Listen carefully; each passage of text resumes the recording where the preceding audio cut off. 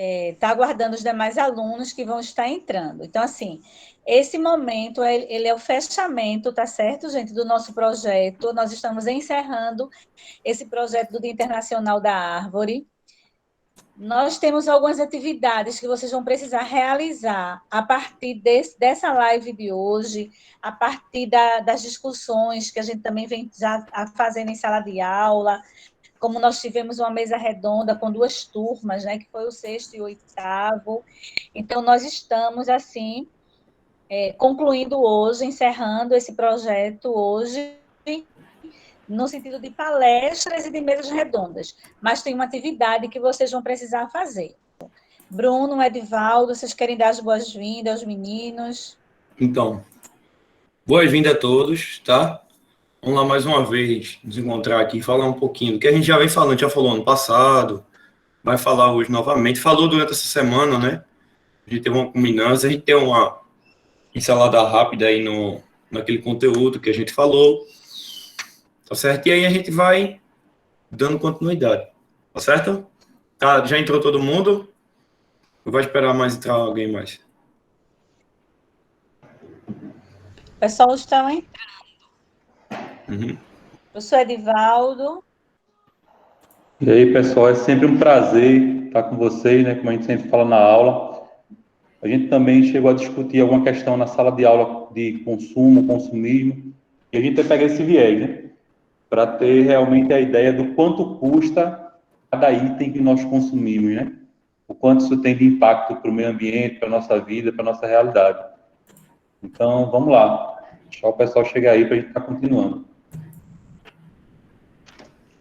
Pronto, isso mesmo. Então, é bem interessante, porque esse é um tema que ele está o tempo inteiro se renovando, e é um tema de fundamental importância para que possamos estar sempre trabalhando ele com nossos alunos, com as nossas famílias, né?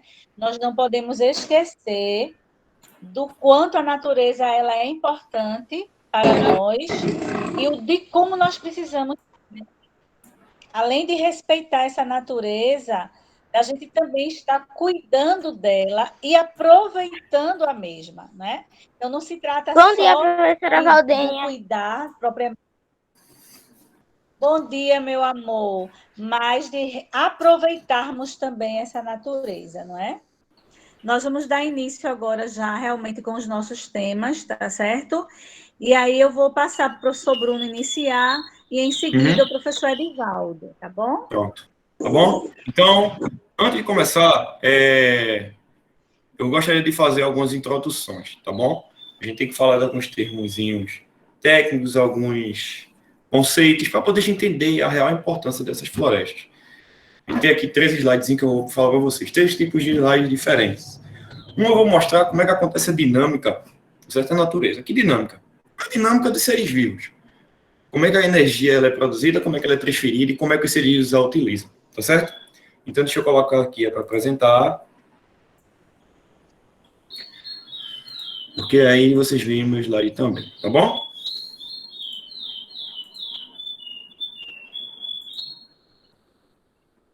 Estão vendo meu slide, né? E passa Sim. Sim. Não, mas só slide. Então, olha só, a gente tem aqui, ó, uma visão geral, tá bom? Cadeias e teias alimentares e pirâmide ecológica. Veja o seguinte, gente. Aqui não, deixa eu voltar. A gente tem na natureza a seguinte situação. A gente tem aqui uma troca de matéria e de energia. Se a gente está vivo, porque a gente tem energia. A energia que chega no nosso planeta, na Terra, tem gente com o microfone ligado e eu vou identificar quem é, tá?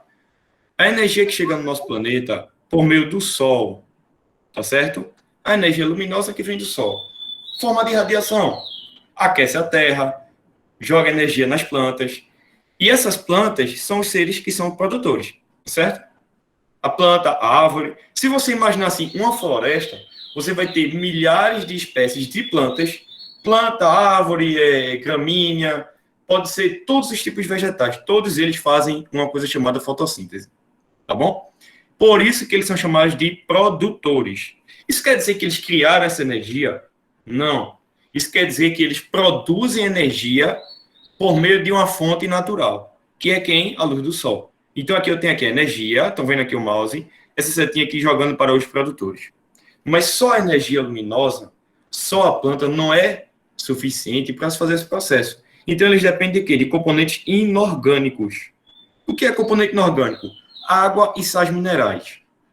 A água está no solo, que caiu da chuva, a planta absorve, utiliza isso juntamente com os sais minerais, a energia luminosa para produzir uma coisa chamada matéria orgânica. O que é matéria orgânica? É tudo aquilo que está dentro da planta. É o carboidrato, é a proteína, são as vitaminas, tá certo? São as gorduras, tudo isso é matéria orgânica, tá certo? Essa matéria orgânica, principalmente, está na forma de carboidrato. O que é carboidrato? Carboidrato é a glicose. O açúcar que a gente come é um tipo de carboidrato. O amido que está dentro do pão francês que você come é um tipo de carboidrato. Aquele bolo que você comeu da padaria, ele tem trigo e trigo é composto por carboidrato. Todos esses alimentos que eu falei para vocês aqui agora, eles têm origem vegetal, de produtores. O feijão que você come em casa de carboidrato, o arroz que você come em casa de carboidrato. Ah, Bruno, eu comi um pedaço de carne. O pedaço de carne que você consumiu veio de um animal que consumiu produtor. Planta, grama, capim, ração, em forma de milho, que é de um produtor também. Então, vejam só, como é que acontece a dinâmica da natureza? Produtores, utilizando a luz do sol, fazendo fotossíntese, dando origem à matéria orgânica que eles precisam para se manter vivo. O excedente, o que sobra, passa para os consumidores. Quem são os consumidores? Todo e qualquer animal. Eu sou um animal, vocês são animais, o cachorro é um animal, o gato é um animal, a vaca, o boi, o porco, o gato, o cabrito, o cavalo, todos esses seres são animais. E todos eles são consumidores. A gente não tem animais que fazem fotossíntese. Eles consomem o alimento pronto. Ou eles consomem diretamente da planta, como consumidor primário, ou eles consomem outros animais. Aí eles são os predadores, que a gente vai ver aqui. Mas a energia, quando ela passa do produtor para o consumidor, ou para a matéria orgânica, ela é perdida para o ambiente. Então, veja só, essa energia aqui, ó, ela é perdida para o ambiente em forma de respiração, em forma de excreção, na reprodução, em forma de, por exemplo, nos animais, de urina, das fezes, no movimento, na disputa por território. A energia consumida ela é mantida para manter a sobrevivência e também ela é perdida para o ambiente. Professor, eu vou ter que sair aqui rapidinho. Beleza. Gente, se um produtor morrer, que ele morre, a Mandaram matéria orgânica presente tanto no produtor quanto no consumidor, quando ele morre, vai se transformar em matéria orgânica morta. Ó, eu Todo saí aqui ser vivo rapidinho. vai morrer. Tava mudo. Quando ele Aí, tá? morre, ele vai ser decomposto. Por quê? Pelos decompositores. Parte da energia também vai ser perdida, tá certo? E vai se transformar em quê? Olha o ciclo da vida, componentes inorgânicos. Então, como é que acontece? Produtores fazendo energia por meio da energia do sol, na fotossíntese, produz matéria orgânica que eles necessitam para manter sua estrutura corporal, passa para os consumidores e, no final das contas, esse funil ele vai para quem? Para os decompositores. Que são quem? Bactérias, fungos, que decompõem isso aqui, transformando novamente em matéria inorgânica, que é consumida pelos produtores e assim por diante. Por isso que a atividade que vocês vão fazer é relacionada com isso. Mas de que forma, Bruno? Vocês vão ter... Eu estou falando, vocês não perguntam agora, vão perguntar no final quando eu for explicar. Uma horta, utilizando o lixo orgânico que vocês têm na casa de vocês, fazendo, promovendo essa matéria morta, né, que é o lixo orgânico, passar por um processo de decomposição que vai se transformar em composto inorgânico no solo, um adubo, e vocês vão plantar uma horta, e essa horta é composta por produtores, que vão crescer, se desenvolver, porque vocês vão cuidar dela, e aí vocês vão consumir elas depois, tá certo? Mas aí vocês vão perguntar depois no final, e não agora. Bom? Eu pode repetir essa parte aí, por favor, que eu não entendi. Posso? Qual parte? Ainda comer? Essa que o senhor acabou de falar. Pronto. Veja, a natureza é assim, ó, em uma floresta é assim. As plantas produzem essa matéria orgânica que é consumida pelos animais. Os animais e as plantas morrem, Ô, tudo vai professor, ser decomposto. Oi. como assim consumir? Comer. Comer folha, comer a fruta, comer o caule, comer a raiz. Entendeu? Entendi. Beleza. Vai ser Professor, decomposto- sobre a atividade, Oi. o senhor vai explicar melhor no final, né? Então, não é isso que eu vou dizer? Que eu disse a vocês. Tá bom? Entenderam aqui? Essa parte? Entendeu? Ô, Ou não professor. entendeu? Sim. Pronto. Fala, amiguinho. Professor, Aqui eu não... explica de novo essa parte final, eu não consegui entender. Qual parte? Aqui? Ó, os produtores Essa produzem, decomposição. por meio da fotossíntese, a matéria orgânica é todos os nutrientes que estão dentro das plantas e dos animais. Qualquer um que morrer vai ser decomposto. O que é decompor? Essa matéria orgânica vai ser transformada por esses decompositores, que são as bactérias e os fungos, que vão transformar em componentes inorgânicos. Vejam só, vocês já viram um animal morto? Já. Não. Ele não muda de forma, ele não vai estragar, ficar podre, Sim, feder, ficar cheio de tapuru, ele não vai ser transformado? sim. Isso é decomposição. Sim. Quando começa a cheirar mal ali já começou a decomposição. Quem é que faz isso? Os micro-organismos.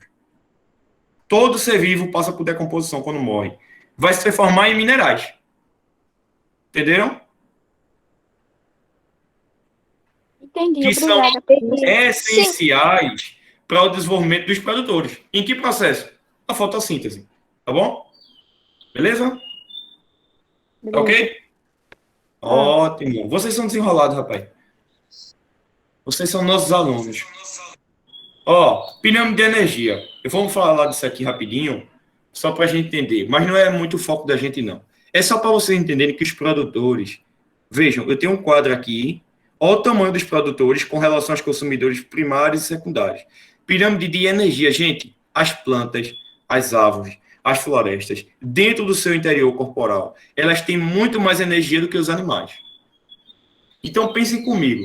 Se as plantas, as florestas têm muito mais energias, porque eles são produtores, eles são muito, mas muito importantes para manter a vida de quem? Dos consumidores. E quem são os consumidores? Os animais e, inclusive, nós humanos. Tá bom? Consegue entender isso? Tá. Consigo. Sim. Aí, vê só. O total produzido aqui, eu chamo de produtividade primária bruta. Tudo que foi produzido de energia é a produtividade primária bruta. Parte dela vai ser perdida na respiração. Tá certo? A planta também respira, eu já falei isso para vocês. E quando ela respira, ela está perdendo energia. O que sobra é o saldo disso aqui, a gente chama de produtividade primária líquida. É isso aqui que pode passar para quem? Para esses carinhas aqui, ó, que são os consumidores. Tá certo? Entendido? Entendido. Por isso que a gente tem que ter mais plantas do que Mais animais. ou menos. Por isso que a gente tem que ter as florestas gigantescas, extensas, porque eles mantêm muita energia para os consumidores. Entenderam? Aí a parte que sobra, que ela não perdeu na respiração, é passada pra gente. Sim. Pirâmide de números. Isso aqui é interessante, ó, ver. Em uma suposição, são necessários 45 mil pezinhos, plantinhas, capim, para sustentar um número de 60 veados ou 60 herbívoros. E esses 60 herbívoros são necessários para sustentar uma onça. Gente, vejam como é importante. Se um caçador chegar aqui e matar essa onça, toda essa cadeia aqui entra em desequilíbrio. Se eu tirar um veado daqui, ficar 59, essa onça vai sofrer consequências. Então veja que é necessário 45 capins para manter 60 veados, que é necessário 60 veados para manter uma onça. Tá bom? Uma pirâmide invertida. Tá vendo aqui pequenininho? É uma árvore, né? Sendo que isso aqui é uma pirâmide de números, tá? E não de energia. Uma árvore, ela abriga só na sua estrutura 400 pulgões. O pulgão é um inseto que se alimenta do néctar da seiva daquela árvore.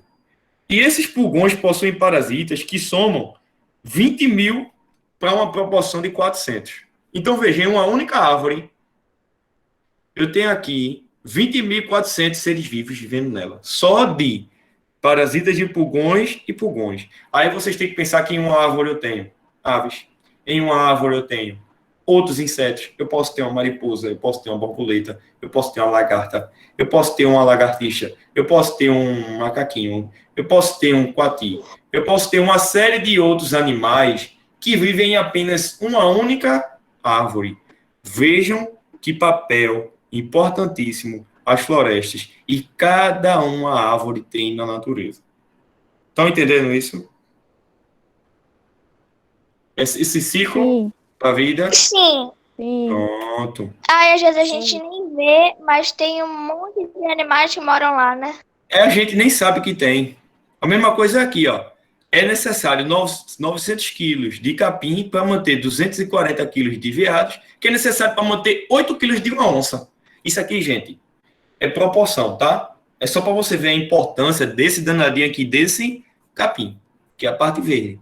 E no mar, no ambiente aquático também, sendo que aqui não é o nosso foco. Vai ter outros projetos para falar dos ambientes aquáticos.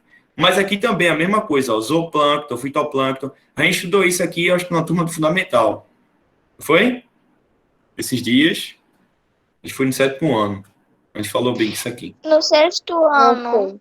Foi, pronto. Bruno, No sexto ano a Oi. gente começou a estudar isso. Então, vejam só. Essa imagem mostra aqui que existem animais que consomem outros animais. Tá certo? Para eles consumirem a energia presente dentro do corpo dele. E veja que eu tenho 4 tipos de ambiente diferentes. Eu tenho aqui um tronco, provavelmente uma floresta. Uma serpente se alimentando de uma rã, provavelmente também uma floresta. Uma ave aquática que está se alimentando de um peixe que geralmente é de água doce, que depende daquela mata ciliar. Tá certo? Eu tenho aqui um crocodilo se alimentando de um gnu, que se alimentou da matéria orgânica vegetal em forma de grama. E a gente tem aqui, ó, os herbívoros, tá? Olha, a vida depende diretamente do sol, da água e das plantas. Fala. Pessoa, aquele macaco ali do filme. Eu vi uma foto ali de uma cobra comendo outra. Mas o Sim. veneno da cobra não faz mal aqui, porque ela, tipo, engoliu outra, não? Olha, a rã pode ser venenosa e a serpente pode ser venenosa. Tem serpentes que, quando se alimentam de uma rã venenosa, ela incorpora o veneno da rã no veneno dela. Então, elas tornam o veneno dela mais potente ainda, entendeu? A natureza, ela é inteligentíssima.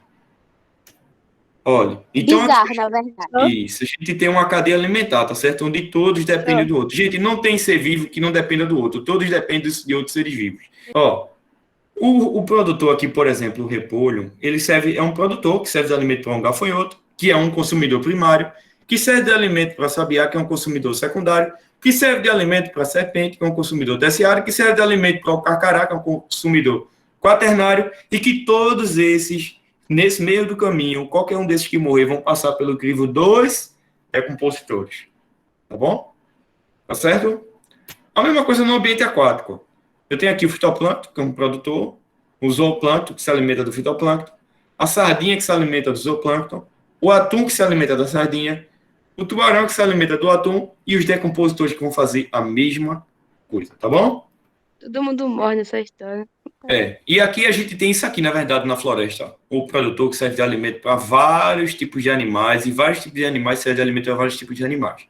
Tá certo? Então, sabendo disso, agora eu vou mostrar outro slide para vocês. Esse aqui, ó. Priscila, lê esse texto aí. Conceito de bioma. Tá me ouvindo? Pronto. Leia, por favor. Conceito de bioma. Um conjunto. Sim. Conjunto de vida Conceito de vegetal. bioma. Um conjunto de vida vegetal, ecossistema e animal presentes em um ambiente que possui condições naturais parecidas e que historicamente foi influenciado pelo mesmo processo de formação. Normalmente, ao se caracterizar um bioma destaca-se a sua vegetação, fauna e o clima da região em que ele se encontra. Além disso, o conjunto de biomas do mundo forma a biosfera, camada do planeta que abriga a vida. Então vejam só, a gente tem no planeta todo espalhado vários tipos de biomas. que são montoado de seres vegetais, animais, típicos de uma determinada região, que estão adaptados ao clima de determinadas regiões. A gente tem um planeta muito grande, tá certo? Então, nesse nosso planeta, a gente tem temperaturas diferentes, a gente tem altitudes diferentes, a gente tem pressão atmosférica diferentes, a gente tem correntes de ar e de água diferentes. Então, a gente vai ter diversos tipos de biomas, diversos tipos de florestas, diversos tipos de animais e seres vivos adaptados àquele ambiente que eles vivem. Quando a gente fala assim floresta, a gente tem na cabeça que é só um ambiente cheio de árvore, que é tudo igual. Não, não é. A gente tem variantes. Só vou passar aqui, sem muito detalhe, só para vocês verem os tipos que existem, tá? A gente tem aqui a tundra, regiões muito frias, quase não tem árvore, é só vegetação rasteira. Mas essa vegetação rasteira é importante nesse ambiente, né? A gente viu durante a semana que toda planta, elas captam carbono, elas têm a capacidade de fixar carbono. Então, até mesmo uma simples grama, ela tem importância, porque só em ela estar ali, ela rouba um pouco do gás carbônico que está naquela atmosfera e ajuda a diminuir a temperatura do planeta. Essa aqui, ó, lá ao norte do planeta, a gente tem aqui, ó, norte do Canadá e toda a Europa, a gente tem aqui a região da tundra, tá? Região bem fria, região bem inóspita, mas que sim, tem sua importância. Aqui descendo, ó, a gente vai de cima para baixo, vai descendo aqui, ó, chegando na taiga, é um ambiente mais a menos, tá certo? Menos, nem tão frio como aquele, mas ainda é frio, tá certo? Mas, ó, a gente já consegue ver algumas árvores, tá certo? Algumas florestas. E aqui, ó, a gente vai ter também seres vivos, animais típicos dessa região. Então, por exemplo, se você acaba com a floresta, você acaba com os tigres. Se você acaba com os tigres, você acaba com o equilíbrio das cadeias alimentares dessa floresta. Aqui, ó, descendo mais um pouquinho. A gente já vê que é um pouco mais verde, né? Florestas temperadas. Essas aqui é muito comum a gente ver em filme americano. Aquelas florestas onde são plantas que durante o inverno elas perdem parte das folhas, né? Porque no inverno geralmente não tem tanta luminosidade, então não é necessário aquela planta se manter com as folhas fazendo fotossíntese.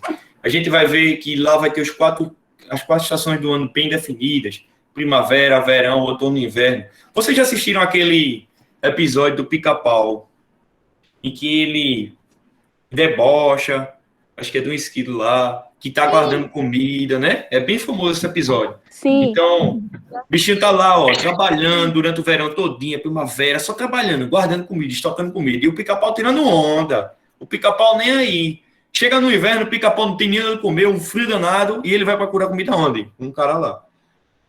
Tá certo? Então é assim, durante o verão e a primavera, os seres vivos reproduzem. Quando a gente fala de primavera, a gente já pensa em flores, né? É a época da floração das plantas, porque o ciclo de vida desses seres vivos é extremamente adaptado e sincronizado com as 4 estações do ano. Não somente das plantas, mas também dos animais. Tá certo? Então, esse equilíbrio é fundamental. Qualquer grau de temperatura a mais ou a menos no planeta como um todo vai interferir nessa dinâmica. E todos os seres vivos vão sofrer consequências. Por isso é importante cada árvore, cada planta, cada floresta, na fixação do gás carbônico, evitando assim a disseminação e o excesso de gás carbônico na atmosfera, que isso vai deixar a temperatura do planeta estável. Tá? Florestas tropicais, essas sim são bem comuns aqui no nosso Brasil, né? O Brasil tem de tudo, inclusive florestas tropicais. Tem uma grande fauna, uma grande biodiversidade, ó, consegue concentrar uma quantidade de umidade muito grande. Vê que coisa linda. Isso aqui, ó, floresta amazônica, a gente tem a floresta amazônica, a gente tem a Mata Atlântica. É um ambiente bem... Vejam, as árvores elas têm a capacidade de reter umidade, de fixar gás carbônico. Isso aqui é essencial para manter um nível de temperatura estável no nosso planeta. Ó, espalhado. O Brasil sempre representando. O Brasil sempre representa quando se fala em bioma. Porque a gente tem vários tipos aqui. Pradarias, né? A gente tem muito no Rio Grande do Sul, uma região um pouco mais fria. Savana, a gente tem lá na África. A gente tem a nossa savana aqui, não é igual a savana da África. É o famoso Cerrado, né? A região central ali do Brasil. Tem uma grande biodiversidade também. O solo não é tão rico, mas tem uma biodiversidade muito boa. Geralmente acontece queimadas nessa região, queimadas naturais, queimadas provocadas pelo homem, mas o ambiente ele consegue se restabelecer. Aqui, ó, o Brasil representa a África também. E os desertos? Os desertos são importantes, Bruno? São. Mas o deserto, um deserto, tem poucos seres vivos, mas tem. Os poucos que tem são importantes, tá? Então tá aqui, a região onde tem mais desertos. O continente africano, ele também, assim como o nosso sul-americano, ele tem vários tipos de biomas. Entenderam aqui, gente? Essa introdução? Professor, Sim. é Daqui possível só... alguém sobreviver no deserto? Sim, mas aí você tem que estar preparado, né? Ou então já está adaptado àquele lugar dali, ou pertencer a uma comunidade que já está ali há milênios, entendeu? Mas você sozinho, sem comida, sem água, dependendo do deserto, você vai morrer. Tá bom? Tá. Então, observem aqui.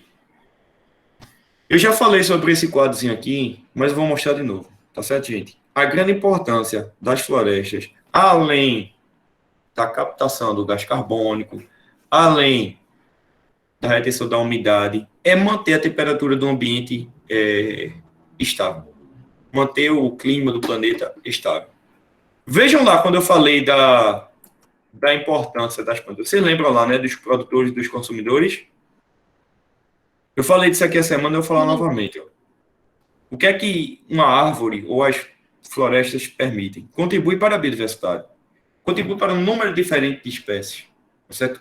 Toda espécie é importante. Redução da poluição do ar. De que forma? Roubando gás carbônico da atmosfera. Isso ajuda a diminuir o nível dele na atmosfera. Isso ajuda a manter a temperatura constante. Mas nós também dependemos dessas plantas, por quê? Extração de flores, de frutos, a nossa alimentação e também dos animais, produção de remédios, sim. Os medicamentos que nós tomamos, eles são produzidos por meio das plantas. Nas cidades, por exemplo, você chega numa cidade e só tem concreto, só tem asfalto. Deve ser quente, né? Porque o sol bate no chão ali e reflete, né? Fica aquele mormaço. Um ambiente com muitas flores, com muitas árvores, uma rua bem arborizada, ela, além de ter a sombra, ela ajuda a reter a umidade. E passa a sensação de temperatura mais agradável. Oferecem abrigo para outras espécies. Por exemplo, eu falei lá na pirâmide, não foi? Em uma única árvore, você pode ter milhares e milhares de seres vivendo dentro dela. E fora. E contribui para a beleza do ambiente, né? Paisagismo. Lembre-se, eu falei também no meio da semana, polinização. Um grupo de plantas chamadas angiospermas, que são as plantas que têm flor e fruto, elas têm uma relação de coevolução com animais. Que animais, Bruno? Animais são chamados de polinizadores. As plantas, elas têm flores porque as flores são órgãos reprodutivos. Gameta masculino, gameta feminino. Quando essa abelhinha ou esse beija-flor vem aqui se alimentar do néctar da flor, ele acaba levando o gameta masculino, que é o grande pólen. Quando ele vai em outra flor, ele leva esse grande pólen e fecunda a outra flor. Dessa flor aqui, vai nascer o fruto. Ó. E aí, esse fruto, ele serve de alimento para aves, para mamíferos, para nós humanos. E dentro desse fruto tem algo chamado semente, que é nada mais nada menos o embrião de uma planta. Quando esse galho azul aqui, ele voar, que ele se alimentar dessa semente, ele vai defegar aqui, vai sair, o quê? A semente vai germinar em um lugar diferente. Então, ó, os animais são os verdadeiros jardineiros das florestas. Então, as plantas dependem dos animais e os animais dependem das plantas, tá certo? O nome desse processo aqui, ó, é dispersão de semente. As aves, os morcegos, né, os mamíferos são essenciais na manutenção das florestas. Tá aqui a fotossíntese que eu falei lá no começo, ó, energia do sol, gás carbônico mais água, ela transforma tudo isso em glicose, gás, oxigênio. Aquele gás oxigênio que a gente respira, tá? Retenção de gás carbônico, ó. Quanto mais árvores, quanto mais plantas, menos gás carbônico na atmosfera. Aqui também falando da fotossíntese, tá certo? A luz solar, tá bom? O gás carbônico, a água e os sais minerais vai ser transformado em gás oxigênio e dióxido de O carbono vai ser formado em glicose. Esse gráfico aqui mostra os produtores de oxigênio no nosso planeta, 50% produzido no mar, vejam só. É só desmistificando um conceito aí. O oxigênio que nós respiramos, mais de 90%, eles vêm do mar. Ô, Bruno, não é da floresta, não. Calma. Uma planta, ela produz oxigênio, produz, mas ela respira, e ela respira oxigênio também. Então, por exemplo, a floresta amazônica, a quantidade de gás e oxigênio que ela produz na fotossíntese, ela consome na respiração. Mas, Bruno, se ela produz e consome, não sobra para a gente. Pois é, mas por que a gente está vivo aqui? Porque 50% de todo o oxigênio produzido no planeta é produzido no mar, por meio das algas, tá certo? Algas microscópicas, que fazem fotossíntese. Mas as plantas são importantes pelo oxigênio? São, mas principalmente pela captação e pela retirada do gás carbônico na atmosfera. Tá certo? Então tá aqui, ó. As plantas, como absorvem água, elas vão transpirando, ou seja, elas vão liberando água de forma lenta. Então isso mantém o ar úmido. E isso mantém o ciclo da água, ok. As chuvas. Um ambiente que tem muita floresta, geralmente chove mais. Por quê? Porque fica mais úmido. Um ambiente sem floresta, geralmente chove menos. Por quê? Porque fica menos úmido. Tá bom? Então, ó, isso aqui, branco, é tudo água, na forma de vapor. A umidade dentro das florestas tropicais, o nome já diz, florestas tropicais úmidas, porque tem muita água. Dentro de cada árvore dessa aqui, eu tenho milhares de toneladas de carbono e milhares de toneladas de água. Então, se eu destruísse toda essa floresta aqui, todo o gás carbônico preso dentro do corpo dessa planta, cairia na atmosfera e iria aumentar a temperatura do planeta. Por isso é importantíssimo manter e preservar as árvores, manter e preservar as florestas. Por quê? Porque animais dependem dela também. Vejam aqui um ninhozinho, ó, de um passarinho. Se não tivesse esse galho, ele ia pôr um ninho aonde? Esse macaco aqui tá até com cara de triste, ó, o bichinho. Ele é um animal 100% arborícola, ele vive e se reproduz em cima das árvores. Professor, esse macaco, ele é mais inteligente do que a gente. Estão fazendo ciência. Uhum. Aqui, ó, coati, também é um animal arborícola. A preguiça, ó, que anda bem devagarzinho. Ela só desce pro solo para depositar suas fezes e volta. Tá? Mas é um animal 100% arborícola. Você destrói a floresta, você destrói a espécie. Outra coisa importantíssima que eu falei e vou repetir. Mata ciliar. Que nasce aonde? O que é mata ciliar, Bruno? É a floresta que se desenvolve na margem dos rios. Bruno, é importante por quê? É importante por isso aqui, ó. Rio, profundidade do rio, margens do rio. Se eu não tiver mata ciliar aqui de um lado do outro, a terra, quando começar a chover, vai escorrer toda essa terra aqui para dentro do rio. E aquele rio que tinha uma profundidade, sei lá, de 3 metros, agora ele só tem 1 metro de profundidade. E essa baixa profundidade diminui o nível de oxigênio nessa água. Se diminui o nível de oxigênio, os animais que estão ali, eles morrem. E aí você vai causar o assoreamento dos rios. Você vai causar a erosão. Tá certo? Por quê? Porque você tirou, ó. Ó que cena feia, triste. Estou derrubando aqui a árvore. Cada árvore dessa aqui, imagina. Cada uma árvore dessa aqui era a casa e o abrigo de milhares de espécies de seres vivos, de animais. É como se você chegasse na sua casa e derrubasse as paredes todinhas. Olha, um rio assoreado. Não tem não tem floresta, não tem árvores, porque a árvore, a raiz dela prende a terra, gente. Quando não tem, que bata a chuva, ó, cai tudo. Ó o rio, qual é a profundidade que esse riozinho tem mais? Tem nada. Todo o ecossistema aqui foi prejudicado. Então, ó, sem mata ciliar, acontece o assoreamento. Aí a turma ainda acha pouco e joga o quê? Lixo. Né? Então, ó, tem que ter no mínimo, gente, no mínimo, para manter saudável um rio, 30 metros de largura. Daqui para cá, 30 metros de mata ciliar. Porque isso vai impedir que a terra ao redor aqui caia dentro do rio, gente. Importantíssimo. Aqui são só dados do INPE, tá? Isso aqui mostra no ano passado, isso aqui eu peguei no site do governo federal. Tem um satélite. Taxa de desmatamento acumulado na Amazônia é legal. Gente, 34% no Pará. No Mato Grosso, 32%. Em Rondônia, 13%. Isso aqui é desmatamento, gente. Só no ano. É destruição da floresta. Isso é coletado com o satélite. Certo? Ó, as áreas indígenas, elas estão sendo destruídas. Por quê? Deixa eu olhar para vocês aqui. Fica aí a imagem, né? Floresta linda. E deixa eu ligar aqui eu gosto de me ver. Presta atenção em mim aqui, veja. Áreas de proteção legal indígenas, as pessoas falam muito o seguinte: índio é tudo vagabundo. Índio tem milhares e milhares de quilômetros de terra protegida, de reserva. É o cara que não produz, é um cara que não quer trabalhar, ele só quer consumir da floresta. Sim, ele precisa daquilo ali. Antes dos portugueses chegarem aqui no Brasil, quem é que a gente tinha aqui? Os nativos. Mais de 300 etnias diferentes de indígenas vivendo, e eles nunca destruíram o nosso país. Eles nunca desmataram. O ambiente natural estava 100% preservado. A partir do momento que os portugueses chegaram aqui, começou primeiro extraindo, né, tirando daqui e levando para a Europa. E até hoje, vejam que a região litorânea ela é toda ocupada, ela é praticamente toda desmatada.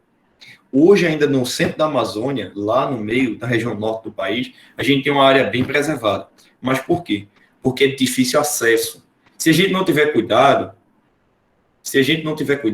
aos poucos vai se perder. Então, é necessário criar essas áreas de proteção indígenas. Por quê?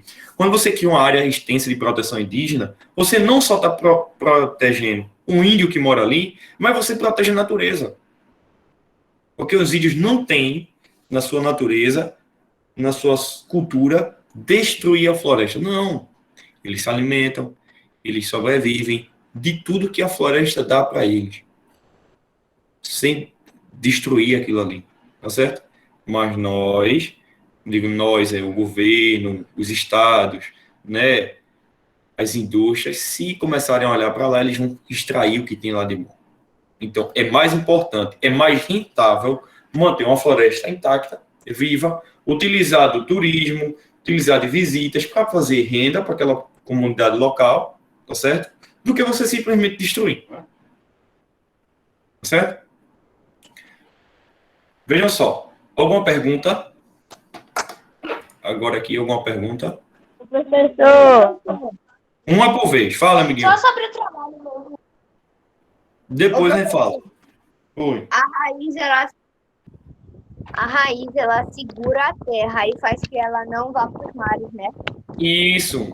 Por exemplo, imagina um solo todo liso, sem planta nenhuma, e um solo cheio de planta, de árvore ali por cima. Se der uma chuva forte, em qual dos dois ambientes a terra vai escorrer? O que está desprotegido, né? O que está sem as raízes segurando a terra. É o que acontece quando a gente extrai a mata ciliar. Aquela terra ao redor, ela corre todinha pro rio. Aquela lama. Oi. É porque a água cai direto no barro, vai escorrendo, né? Mas quando tem as árvores, bate meio nas árvores. Uhum. Mais alguma pergunta? Pode ir, eu gosto de pergunta. Eu tenho uma pergunta. Faça. Professor, Professor, como funciona isso da raiz da árvore segurar a terra? Eu não entendi muito bem. Não. Eu vou mostrar aqui para vocês. Gosto de mostrar. professor. Peraí, viu? Vou mostrar aqui uma imagem. É porque ela se espalha e fica grudada na terra. Vê só, gente. Observem essa imagem. Estão vendo essa imagem aqui? Larissa. Estão vendo? Pronto. Eu tenho aqui uma árvore, aqui eu tenho um solo. E aqui eu tenho a raiz, ó. O solo que está aqui por dentro dessa raiz, se der uma chuvada aqui, ele vai escorrer com facilidade? Não. Não. Porque a raiz segura, entendeu? Estão vendo aqui, ó? Olha os tipos de raiz. Estão vendo aqui essa imagem? Agora imagina uma floresta. Olha essa raiz. Ela segura a terra, entendeu? Olha essa aqui, ó. Por baixo da terra é assim. Entendeu? Ó, imagina o seguinte. Ó, uma árvore não é grande. As folhas, os galhos. Não é? Imagina que embaixo da terra você tenha quase aquele mesmo volume de raízes espalhadas pelo subterrâneo. Então é como se a Muita coisa. Oi?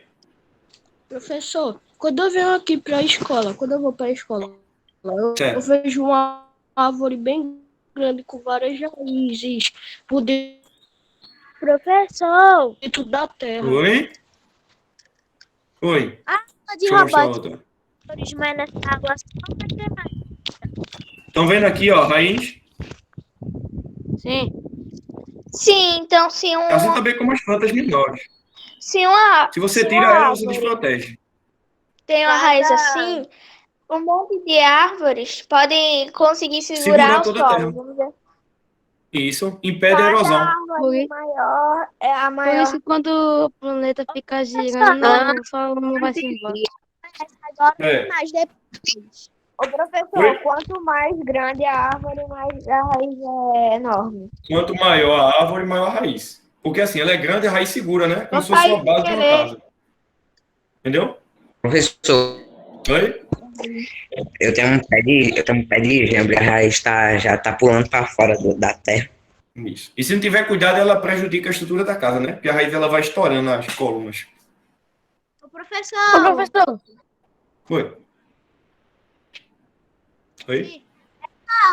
Essa aula é de robótica de empreendedorismo, ela vai ter mais depois. É Tudo junto.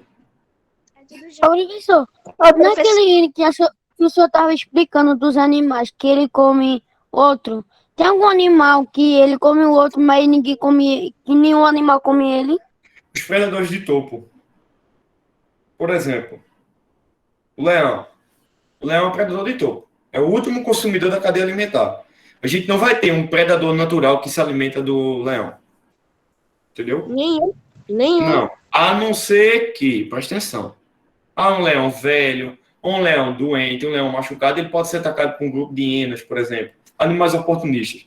Mas naquela cadeia alimentar dele, ele é o predador de topo. É o que a gente chama de predador de topo. É o último da cadeia alimentar. Por exemplo, uma águia. Uma águia é um produtor é um caçador de topo.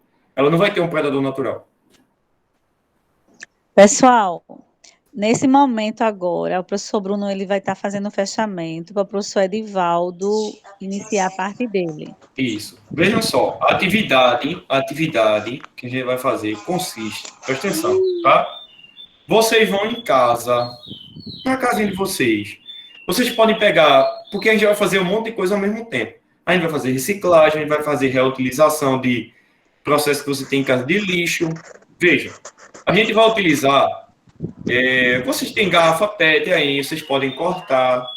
Vocês têm, sei lá, uma vasilha de um sorvete que alguém comprou na sua casa. Então, vejam só. Vocês vão fazer o seguinte, presta atenção. Vocês podem utilizar o lixo orgânico. O que é lixo orgânico? Casca de verdura, resto de fruta, resto de verdura. Quando a gente descasca uma goiaba, não fica lá aquela casca. Vocês podem ir juntando. Quando a mamãe da gente faz lá uma salada, não sobra um pedacinho, vocês vão juntando. Sim. Tá certo? Junta isso em uma caixinha isolada, deixa tampadinha. Deixa ela entrar em decomposição. Se você não tiver cuidado, vai ficar com mau cheiro, aí você deixa um lugarzinho afastado. Depois que passar um tempo, vocês vão jogar água, misturar com terra, e isso vai servir de adubo, tá certo? Se vocês conseguirem pegar minhocas e colocar dentro, é melhor ainda, porque essas minhocas, elas vão fazer o aceleramento da decomposição. Vocês podem fazer uma caixinha com fundo cego, sem nada, que da terra mesmo, as minhocas, elas vão ser atraídas pelo cheiro daquele lixo orgânico. Elas vão entrar, Professor, vão decompor aquilo ali, presta atenção, deixa eu falar. E depois vocês vão utilizar aquilo ali junto com terra, vocês misturam com terra, pega essas garrafas PET que vocês vão cortar, ou qualquer depósitozinho descartável que vocês têm em casa, e vocês vão plantar uma hortinha. O que é que vocês precisam fazer?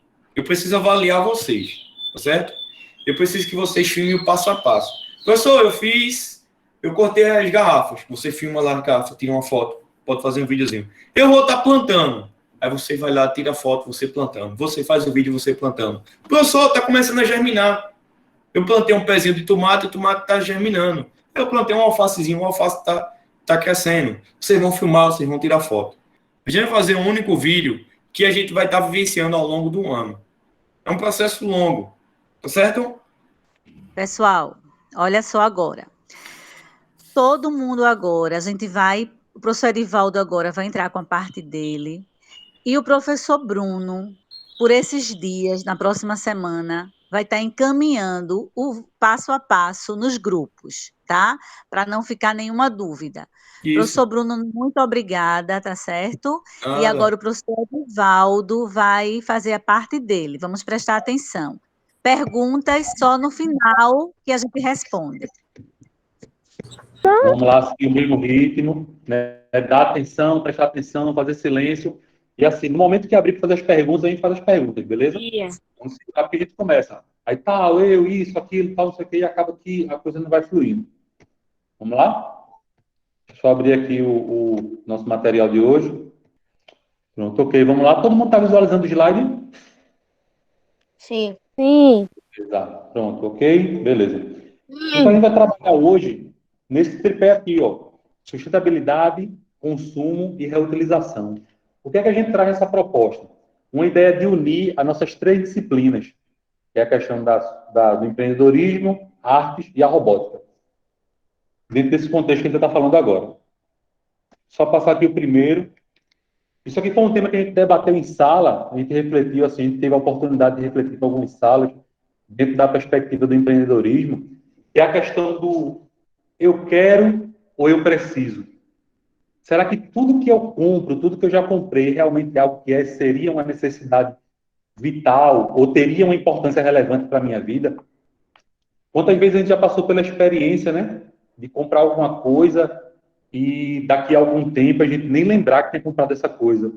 Dizer, pô, eu nem lembrei que tinha isso, nem lembrei que tinha comprado isso.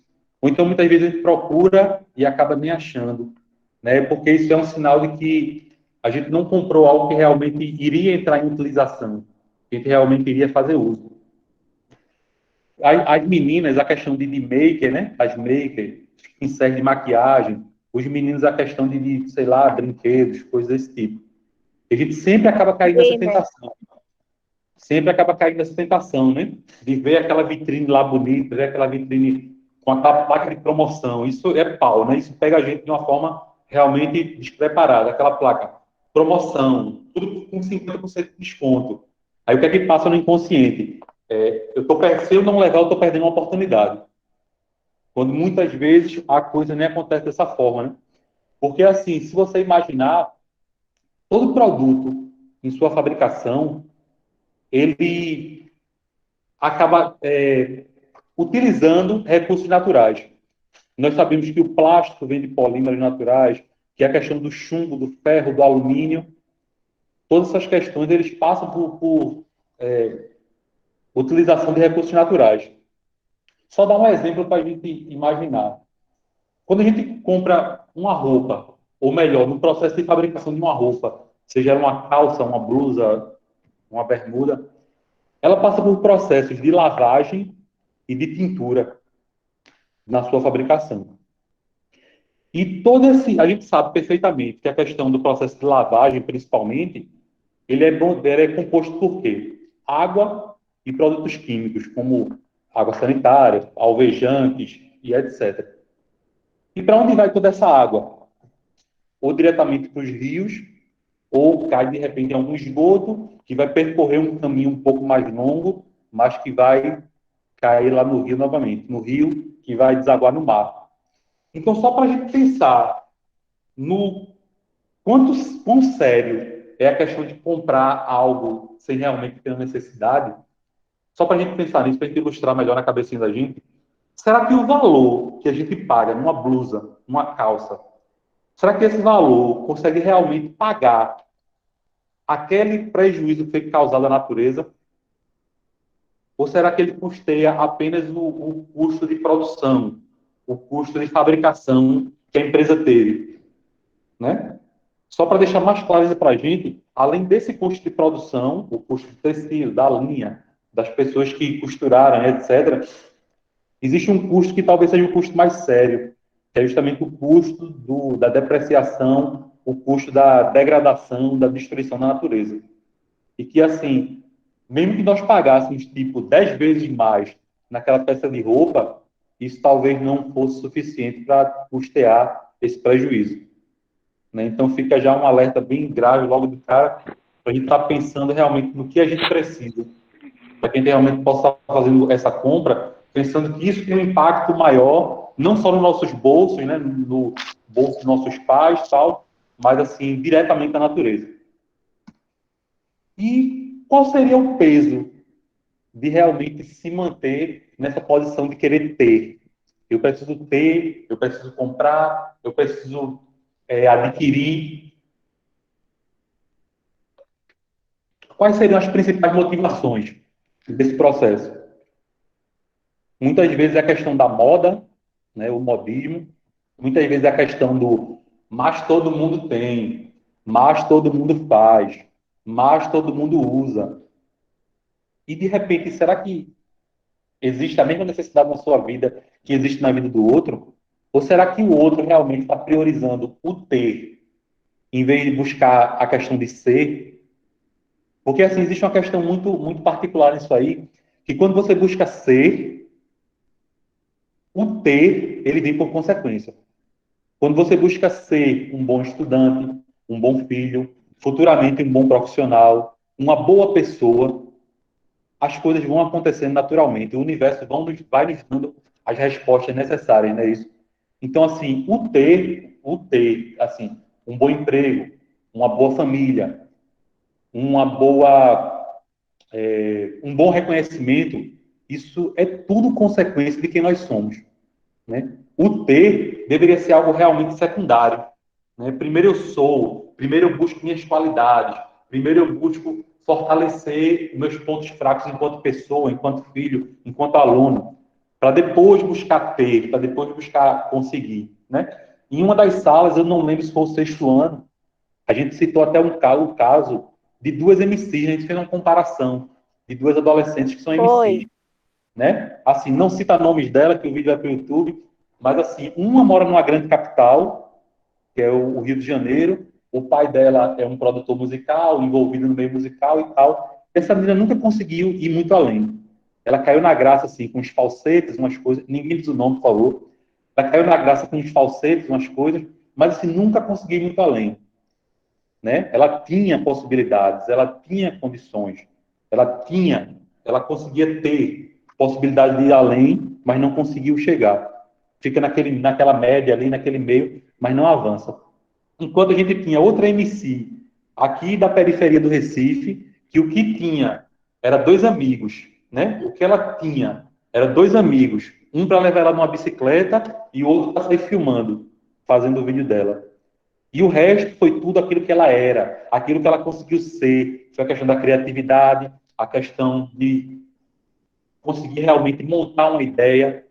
E assim, essa pessoa que morava na periferia, que praticamente só contava com o que ela pensava, com sua criatividade, que é o ser, ela conseguiu emplacar uma música no carnaval, ela conseguiu de repente chegar bem mais além do que aquela outra MC lá do falsete, e fica sempre naquela média, né? Então essa é a real diferença entre o ser e o ter. Então fica nessa ideia pra gente. Quando a gente consegue ser, quando a gente as coisas acontecem por consequência. A gente consegue realmente ter coisas e chegar em lugares que a gente nem imaginava, né? De uma forma estruturada, de uma forma realmente pé no chão, né? A gente viu também essa imagem aqui em algumas salas, tratando dessa questão de que dentro da visão consumista, essa figura de cima, a do carro, ele é o bem-sucedido. Deixa eu só pegar uma canetinha aqui para estar marcando também algumas coisas. Essa figura aqui, ó, ele é o bem-sucedido. Tá bugou aqui o meu negócio. Pronto, minha setinha aqui. Essa figura aqui, ele é o bem-sucedido. Enquanto esse outro aqui, ele é o fracassado. Então, se a gente puder ver, dar só um pouquinho de atenção aqui no semblante do bem-sucedido e no semblante do fracassado, a gente consegue realmente fazer esse paralelo, né? De qual é a importância de ser e qual é a importância de ter. Porque, de repente, nesse aspecto aqui do bem-sucedido, a gente pode imaginar que, de repente, está mais propício aí para se envolver num acidente, para ter um infarto, um AVC, qualquer que seja a possibilidade de se ferrar. Enquanto esse fracassado aqui, ó, a gente não consegue mensurar, ou não consegue saber exatamente qual é a situação dele, mas, assim, pelo menos o semblante que a gente consegue enxergar aqui é de paz, é de tranquilidade, é de alguém com dever cumprido, é de alguém que realmente está bem. E, além de tudo, está cuidando da saúde, né? Está caminhando aí e está prevendo já um monte de males. Verdade.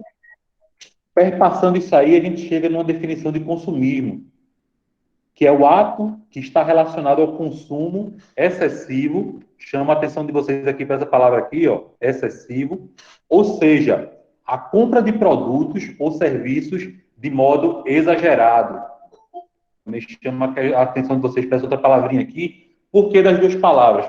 Porque ambas palavras, tanto excessivo quanto exagerado, ela já mostra que, dentro da sua natureza, da sua construção, ela mostra algo que está além do normal, que está além do comum, que está além do necessário. Então, se a gente caracteriza duas palavras que retratam isso, que esse conceito ele é algo além do necessário, a gente já consegue perceber que é algo que não é bom, que é algo que não nos ajuda, que é algo que realmente tem uma parafunção na nossa vida, né? Que tem uma função É desnecessário. Oi? Tem uma Eu função falei, é desnecessário esse consumo. Eu não te entendi, desculpa. Repete, por Eu favor. falei que é desnecessário esse consumo. Justo, perfeito.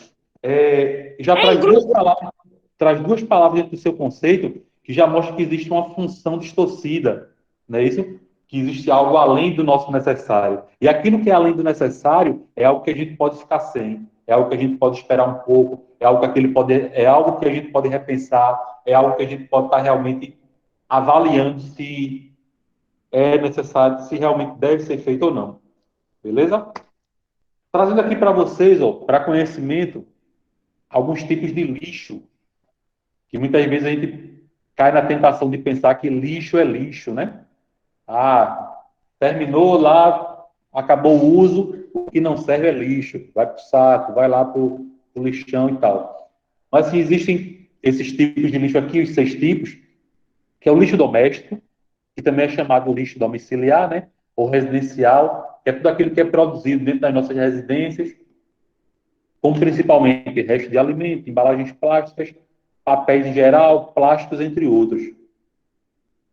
Depois a gente vem a questão do lixo comercial, que ele é mais composto pela questão das embalagens, papelões, plásticos, etc. Coisas que são usadas e descartadas em maior quantidade pelas indústrias, pelo comércio.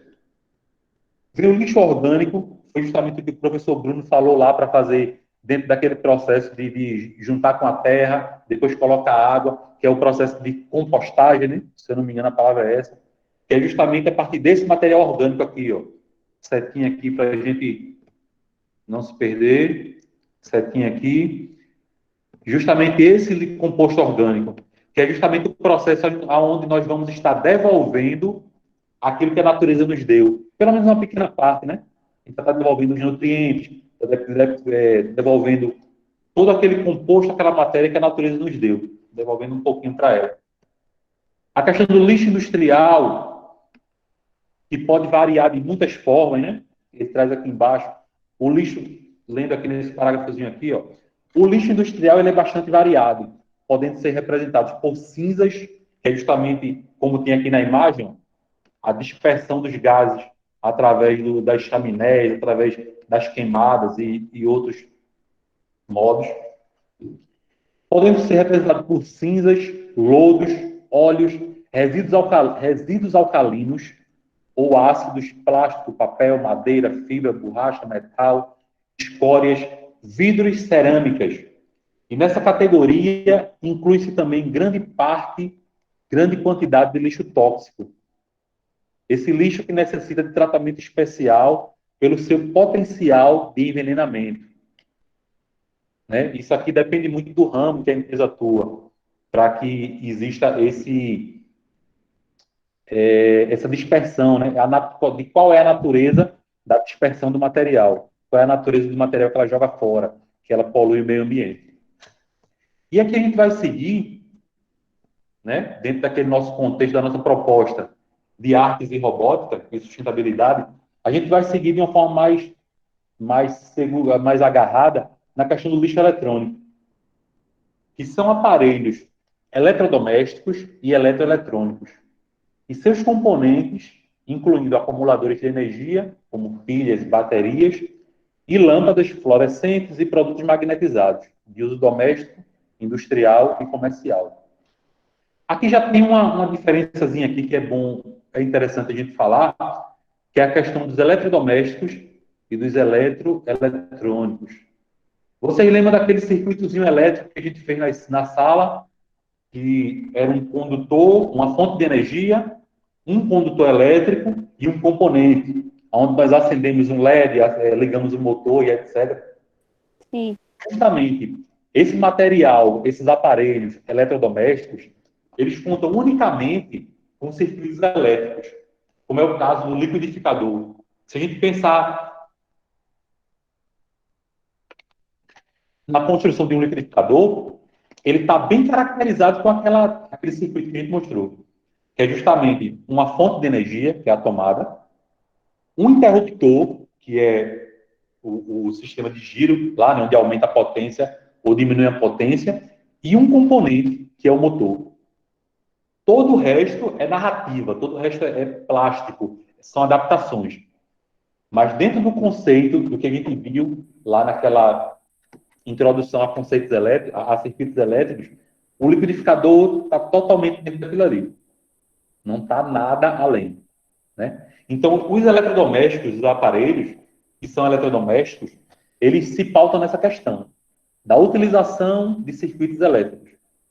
Já os eletroeletrônicos, eles utilizam, além de circuitos elétricos, componentes eletrônicos, como placas aqui, ó. Eu tenho uma plaquinha aqui, só para a gente estar vendo aqui, isso é uma plaquinha de memória, que só para a gente ilustrar a questão de circuitos eletrônicos, né? Que a gente ainda não chegou nessa etapa lá nas aulas de robótica. Mas aqui, ó, circuitos com componentes, que são casos das televisões, que são casos dos computadores. As geladeiras antes estavam nesse processo de eletrodomésticos, né? Nessa classificação de eletrodomésticos, mas hoje já estamos eletroeletrônicos, porque assim, geladeiras cada vez mais inteligentes, né? Uma questão de gelo seco e tal, que acabam incorporando essa questão de circuitos eletrônicos. E vamos seguir aqui. Uma definição de lixo eletrônico também é o lixo, onde vocês verem ou ouvirem essa expressão aqui, ó, ela justamente está tratando do lixo eletrônico. Esse Ezinho aqui, ó, é o ED eletrônico. Beleza? Então, aqui, ó, grande amontoado de impressoras, de monitores, tal. Eu já tive a oportunidade de estar num lugar como esse e realmente até o gás, até o ar que se respira no ambiente, ele tem alguma diferença. Devido justamente a esses componentes aqui, ó. Deixa eu só pegar uma placa maior aqui. Devido a esses componentes aqui, a gente consegue ver, principalmente esses componentes aqui, ó. Eles têm. Deixa eu só tentar ajustar aqui para ver se dá para alinhar melhor. Devido a esses componentes aqui, principalmente, que são os capacitores, eles funcionam com uma questão de óleo. Quando a corrente elétrica passa por ele, ele tem uma espécie de óleo dentro dele, que essa efervescência do óleo, né, o óleo vai tipo esquentando, ele consegue conduzir uma corrente para o próximo estágio da placa. Então, assim, geralmente, quando as placas vão para o lixão, esses componentes acabam sofrendo rupturas, né? Seja a ruptura no próprio uso, que muitas vezes quando uma placa queima, esse capacitor ele estoura, ele abre e o óleo começa a vazar, ou até no amontoado de placas, né? Uma placa batendo na outra, o choque mecânico, né? Uma placa batendo na outra, tá um componente batendo no outro, acaba estourando esse... Hã? Tô vendo nada, tô vendo paisagem aí atrás, não tô vendo nada de com negócio eletrônico Porque aí. Professor, vai ter que tirar a paisagem. Beleza, ótima observação. Deixa eu só voltar aqui no Meet, porque realmente o chroma key, ele mata a paisagem, né? Vai ser rapidão aqui. E obrigado pela observação. Pronto, saí aqui do mundo da fantasia, voltei para o mundo real. E aqui, essa placa aqui que eu estou mostrando para vocês, ó, são esses aqui os capacitores. Deixa eu só tentar aproximar um pouquinho mais. Esses aqui são os capacitores, ó, que funcionam justamente com óleo. Foi para isso aqui que eu estava apontando, quando eu falei com vocês. E assim, tanto ele pode estourar, quanto a questão de uma placa batendo na outra, lá no meio do chão, né, tudo desordenado, e começa a vazar óleo. E assim, um pouco de óleo de uma placa, um pouco de óleo de outra, aí vem os gases que tem dentro dos monitores mais antigos, aí vem outros componentes que são os capacitores cerâmicos, que também, quando começam a quebrar, já exalam outro tipo de componente na atmosfera. Então, assim, realmente é muito prejudicial. Realmente é algo que merece muito da nossa atenção, a questão do lixo eletrônico. Tem alguém com o microfone ligado, celular ligado, estou ouvindo aqui uma repetição aqui de áudio, por favor, desliga. Então, seguindo, né? O lixo eletrônico também é conhecido como e-lixo, é gerado a partir de aparelhos eletrodomésticos. Todo mundo está vendo, né? Continua compartilhando, né? Dá um ok para mim aí, por favor. Ok. Beleza. Ok. Ok. Pronto, Ok. fechou? Ok, entendido? Ok. Ok. A partir de aparelhos eletrodomésticos... Professor, Oi? repete o que o senhor falou agora, por favor, travou aqui. Pronto, repito agora. O lixo eletrônico, também conhecido como e-lixo, que foi o que a gente viu lá. Vou pegar minha canetinha de novo aqui. Conhecido como e-lixo, que foi o que a gente viu lá no slide anterior, é gerado a partir de aparelhos eletrodomésticos e eletroeletrônicos e seus componentes, incluindo acumuladores de energia, como pilhas, baterias, lâmpadas fluorescentes, produtos magnetizados e industrial e comercial.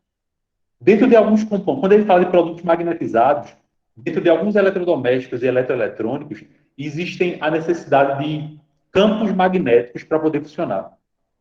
Inclusive, eu até ia trazer uma peça, mas eu esqueci na correria, que é o magnetron.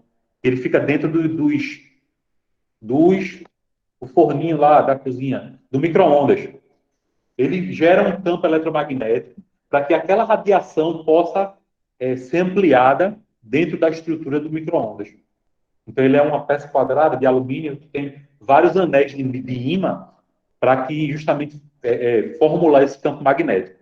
Então, justamente, estou falando isso aqui só para vocês terem uma ideia do que são esses produtos magnetizados, aqui que eu estou circulando, que o slide traz para a gente.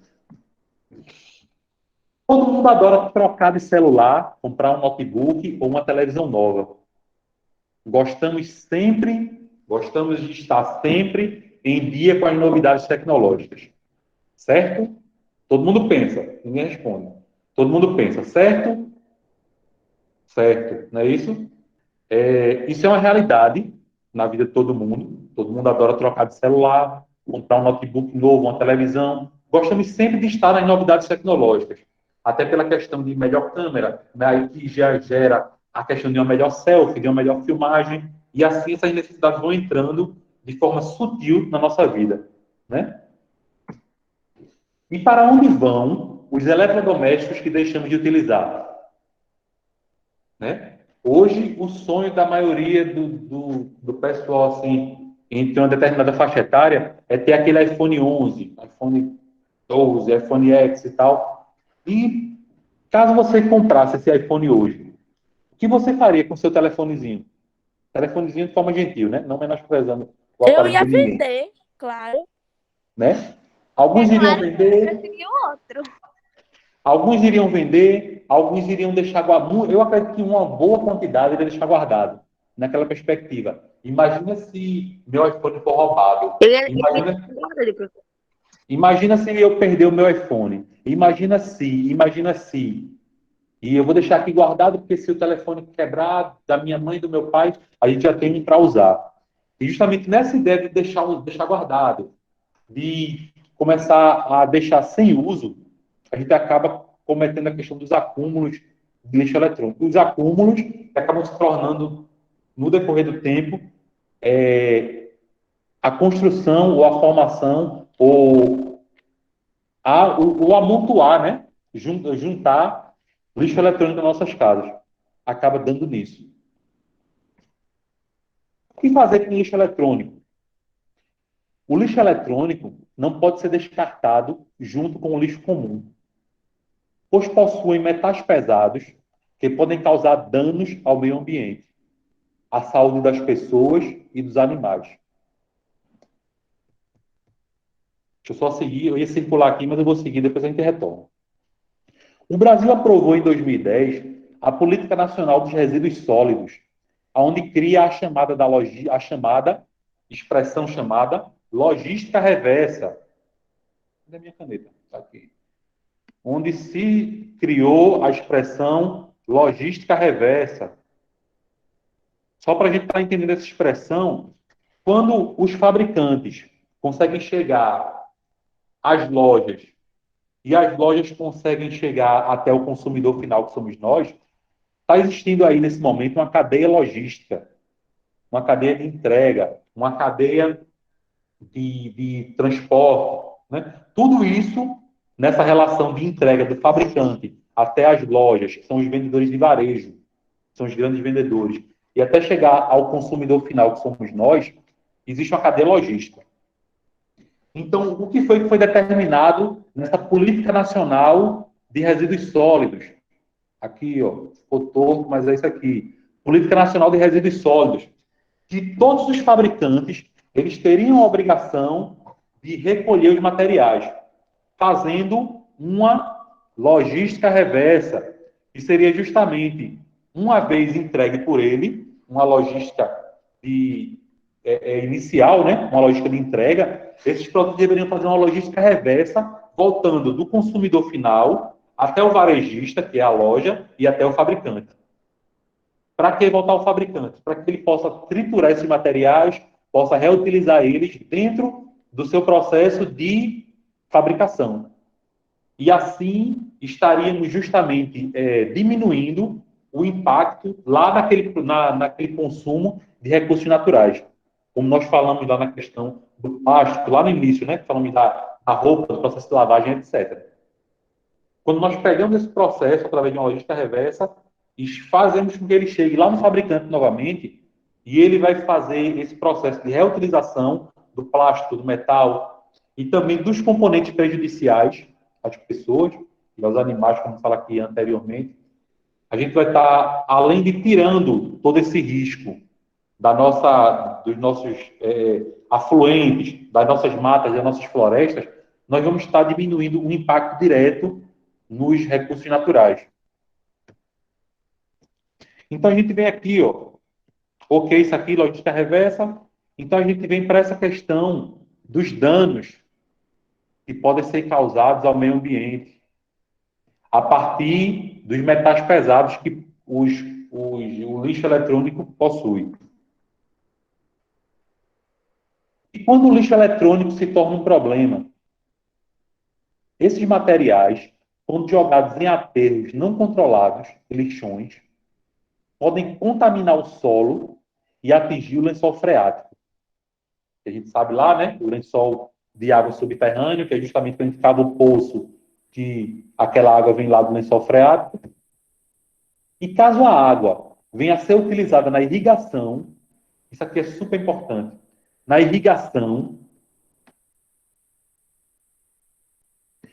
criação de gado, ou mesmo no abastecimento público.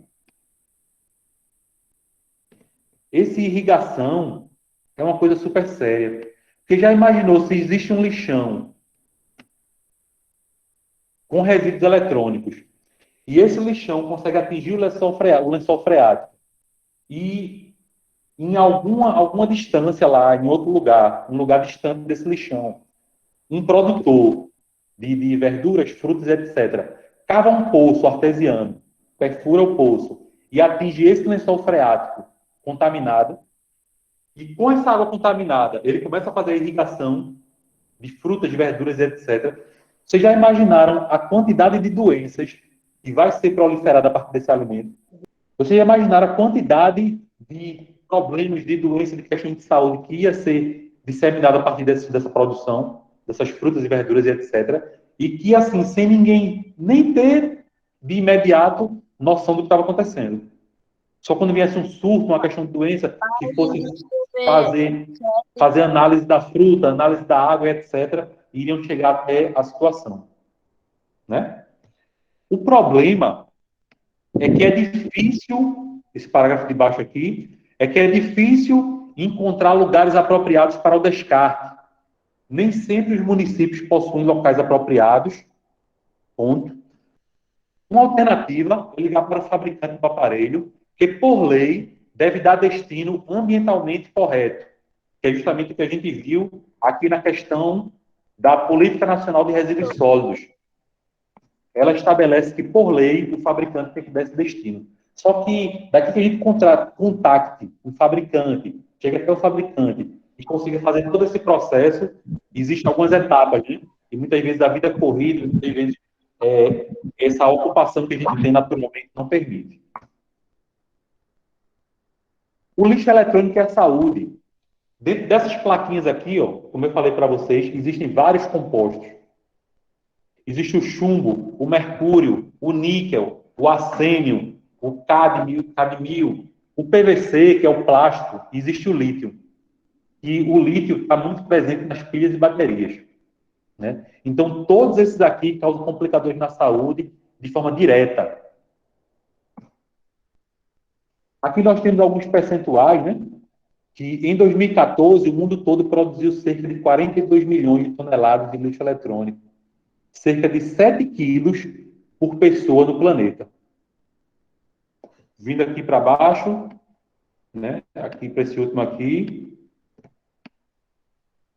Um brasileiro descarta 7 quilos de lixo por ano, enquanto um americano descarta 29,8 por ano. E aqui nós temos alguns metais, ó, que são extraídos justamente dessas placas, que precisam passar por processos industrializados, para serem separados, né? Separar o que é níquel, o que é mercúrio, o que é arsênio, que assim, provavelmente na nossa casa, nós não vamos conseguir fazer isso,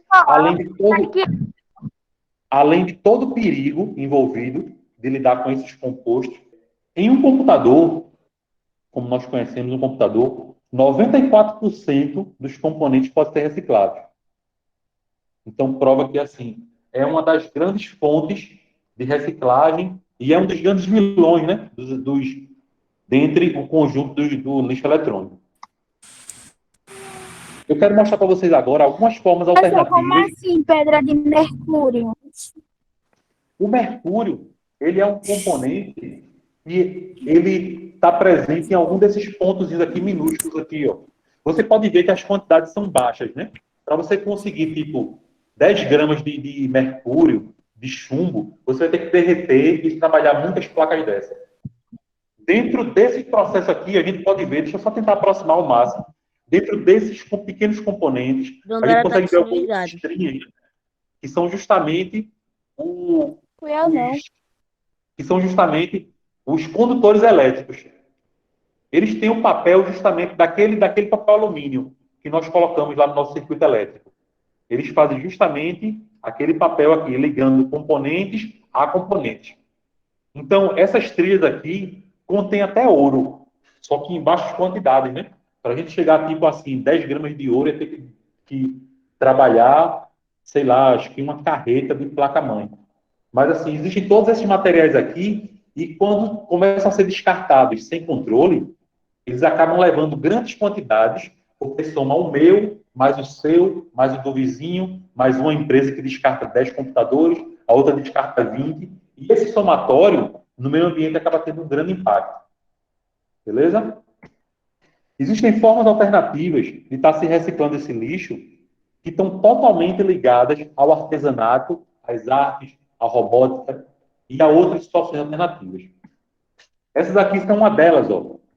A gente pode ver que aqui uma pessoa pegou um gabinete de computador e transformou em uma estufa para estar justamente cultivando hortas, frutas e etc. dentro da sua casa.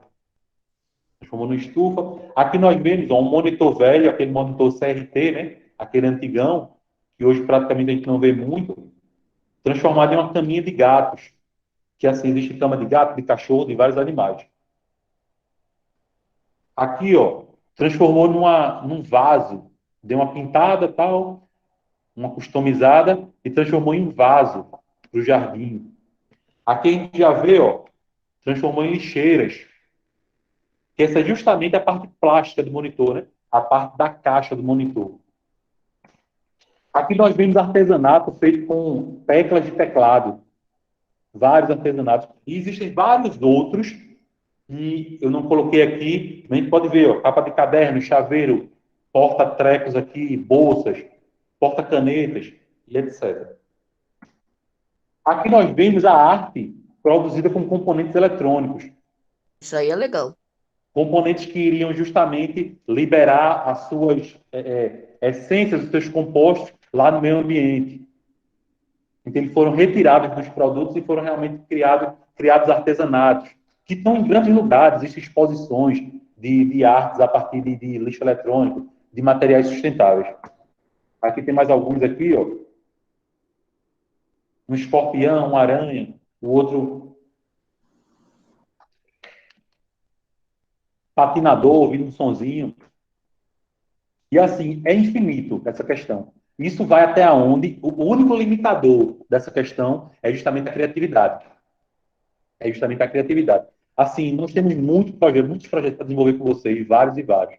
Só que a questão do isolamento, toda essa questão que a gente já sabe, já conhece, acaba limitando.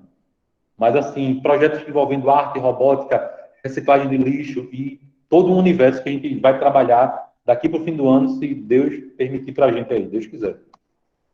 Aqui, ó, tem algumas formas de reciclagem que é a criação de brinquedos.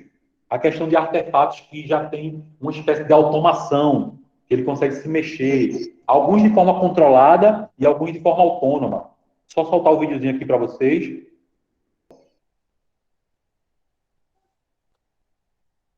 Isso são, como eu falei para vocês, brinquedos, processos robóticos, construídos totalmente a partir de reciclagem.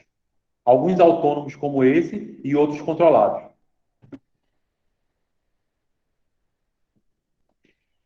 Esse aqui, ó, um robozinho de controle remoto totalmente feito de papelão, de tampinha, que é justamente como eu mostrei para vocês, né? O processo que eu fiz, aquele robô do carnaval, o processo que eu fiz do labirinto elétrico, totalmente de reciclagem. Esse aqui, ó, eu conheço esse pessoal, o professor desse pessoal é um grande amigo meu, ele é realmente muito top, esse pessoal, muito top. Um pessoal de periferia de Fortaleza, que realmente vale muito a pena conhecer. Onde ele utilizou um controle de um Sky quebrado para fazer o controle remoto do robô. É um robô controlado, um robô bípede, né? Andarilho, como eles falam.